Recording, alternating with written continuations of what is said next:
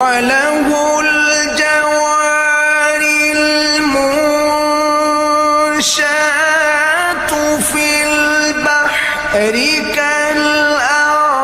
كالأعلام فبأي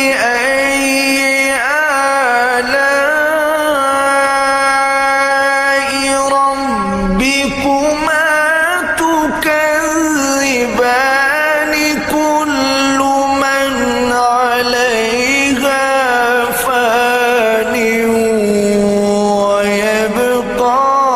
وجه ربك ذو الجلال والإكرام فبأي آلاء